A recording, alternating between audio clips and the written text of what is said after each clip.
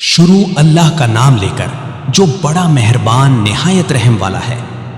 یہ کہتے ہیں کہ اللہ تعالیٰ کی اولاد ہے، نہیں بلکہ وہ پاک ہے۔ زمین اور آسمان کی تمام مخلوق اس کی ملکیت میں ہے اور ہر ایک اس کا فرما بردار ہے۔ وہ زمین اور آسمانوں کو پیدا کرنے والا ہے۔ وہ جس کام کو کرنا چاہے کہہ دیتا ہے کہ ہو جا، بس وہی ہو جاتا ہے۔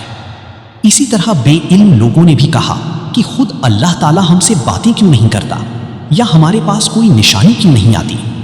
اسی طرح ایسی ہی بات ان کے اگلوں نے بھی کہی تھی۔ ان کے اور ان کے دل یکساں ہو گئے۔ ہم نے تو یقین والوں کے لیے نشانیاں بیان کر دی۔ ہم نے آپ کو حق کے ساتھ خوشخبری دینے والا اور ڈرانے والا بنا کر بھیجا ہے، اور جہنمیوں کے بارے میں آپ سے پرسش نہیں ہوگی۔ آپ سے یہودی اور نصارہ ہرگز راضی نہیں ہوں گے جب تک کہ آپ ان کے مذہب کی تابع نہ بن جائیں۔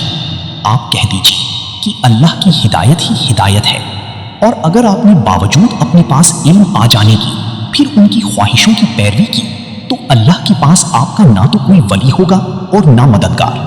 جنہیں ہم نے کتاب دی اور وہ اسے پڑھنے کے حق کے ساتھ پڑھتے ہیں، وہ اس کتاب پر بھی ایمان رکھتے ہیں، اور جو اس کے ساتھ کفر کرے وہ نقصان والا ہے۔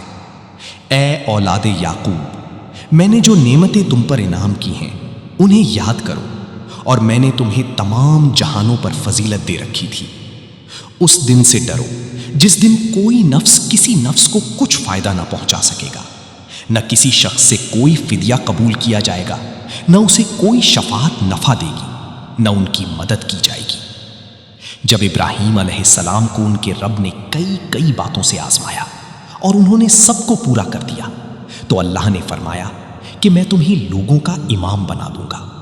عرض کرنے لگے میری اولاد کو؟ فرمایا میرا وعدہ ظالموں سے نہیں۔